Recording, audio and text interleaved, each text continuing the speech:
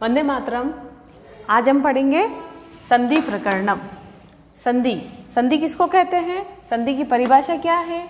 उसके लिए संस्कृत में संधि की परिभाषा होती है परम सन्निकर्षः संहिता, अर्थात वर्णों की अत्यधिक निकटता को संधि कहते हैं। संधि की परिभाषा हो गई, हिंदी में वर्णों की अत्यधिक निकटता को संधि कहते हैं, और संस्कृत में इसकी परिभाषा होगी परम सन्निकर्षः संहिता। फिर हम भेद के बारे में पता करते हैं। तो संधि के भेद होते हैं, संस्कृत में संधि के 3 भेद होते हैं। 3 भेद के अंतर्गत पहला भेद आता है स्वर संधि, जिसको हम अच संधि भी कहते हैं। संस्कृत के अंतर्गत स्वर संधि को अच संधि भी कहते हैं। दूसरा है व्यंजन संधि, जिसको हल संधि भी कहा जाता है। तीसरा है विसर्ग संधि। विसर्ग संधि अर्थात किसी भी शब्दों के पीछे विसर्ग, उसको विसर्ग संधि कहते हैं। तो स्वर संधि, फिर वापस इसके अंतर्गत पहला भेद आता है स्वर संधि का। स्वर संधि, तो स्वर संधि की परिभाषा में जहाँ स्वरों से स्वर के मेल से बने शब्दों में स्वर संधि होती है। शब्दों के अंतर्गत अगर स्वर से स्वर का मिलान होता है, उन शब्दों में स्वर संधि कही जाती है। स्वर संधि के अंतर्गत संस्कृत में स्वर संधि के 8 भेद होते हैं।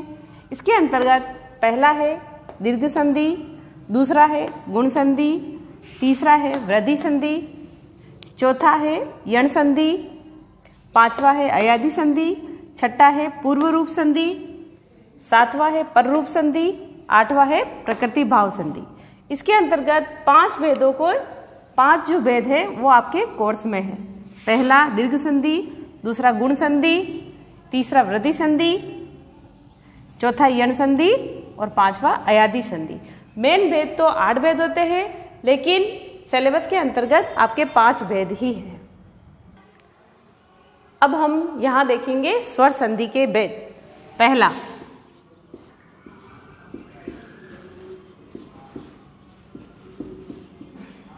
दीर्घ संधि।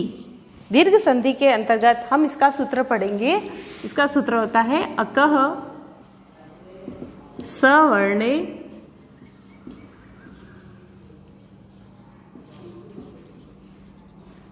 दीर्घः।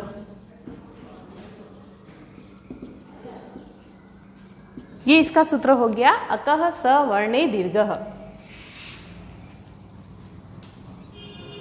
अर्थात इसमें हम देखेंगे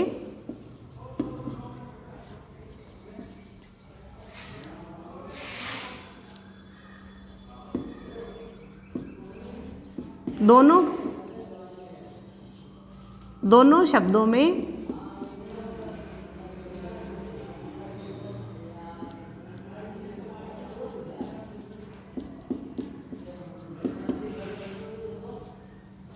समान मात्रा होती है।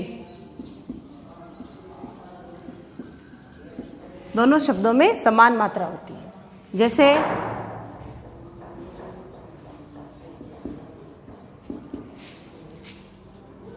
अ ओब्लिक आ प्लस आप ओब्लिक अ, पूरे शब्द के अंतर्गत आ की ध्वनि होती है।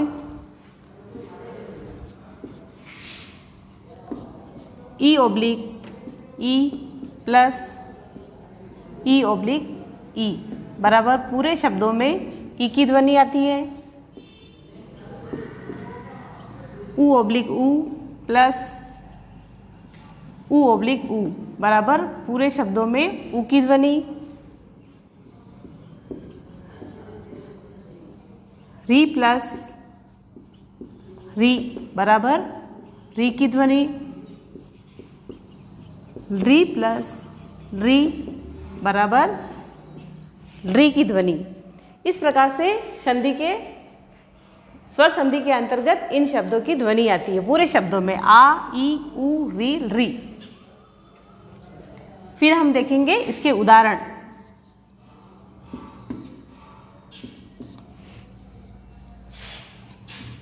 विद्यार्थी,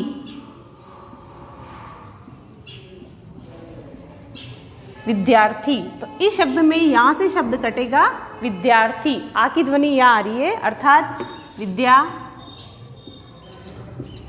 प्लस अर्थी, विद्या प्लस अर्थी विद्यार्थी। दूसरा उदाहरण देखेंगे, नदीश, नदीशः, नदी प्लस ईशः। अगर किसी भी शब्द के पीछे अगर विसर्ग है तो हमें भी उस शब्द के पीछे विसर्ग लगाना है। नदी प्लस ईशः, नदीशः। लघूर्मी, लघु प्लस उर्मी, लघूर्मी।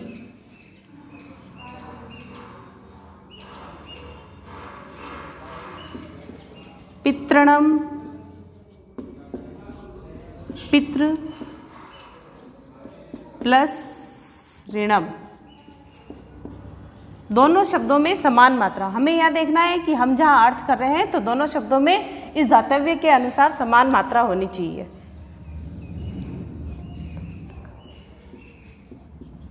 तौल ऋकारः,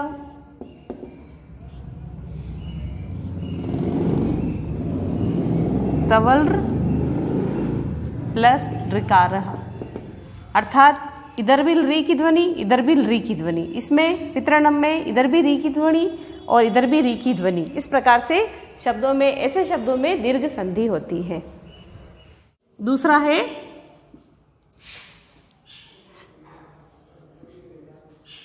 गुण संधि। इसका सूत्र होता है आद गुणः।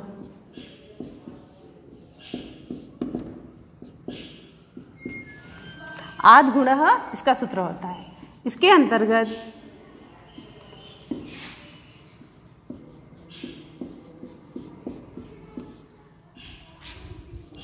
शब्दों में ए, ओ, अर, अल की ध्वनि आती है। विशेष ध्यान देने योग्य अ ओब्लिक आ प्लस ई ओब्लिक ई बराबर ए, अ ओब्लिक आ प्लस उ ओब्लिक उ बराबर ओ बनता है। अ ओब्लिक आ प्लस री बराबर अर बनता है और अ ओब्लिक आ प्लस री बराबर अल बनता है। अर्थात ए, ओ, अर, अल की ध्वनि आती है। उदाहरण के अंतर्गत देखेंगे। उदाहरण,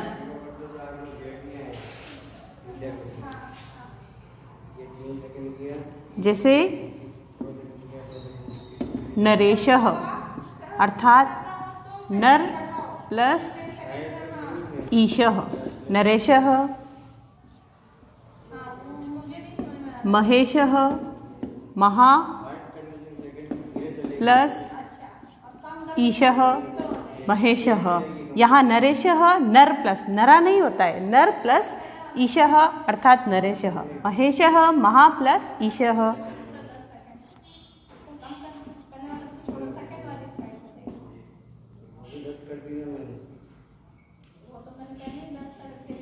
परोपकार, पर प्लस उपकारः, परोपकारः। सूर्योदय, सूर्योदय, सूर्य प्लस उदय, सूर्योदय।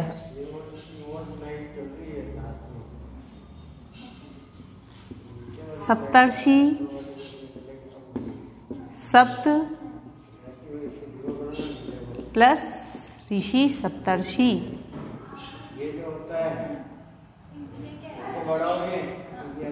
सप्तर्षि। महर्षि, महा प्लस ऋषि महर्षि। इसी तरह से तव्वलकारः, तव्वलकारः तौ प्लस ऋकारः, मम्मलकारः मम प्लस ऋकारः। इधर अ की ध्वनि है, इधर री की ध्वनि है। जैसा कि हम इसमें देखते हैं, इधर अ आ की, पहले शब्द में अ आ की ध्वनि, दूसरे शब्दों में ई उ री री इनकी ध्वनि होती है। तो इससे युक्त यहाँ ये शब्द बनते हैं। यह हो गई आपकी गुण संधि।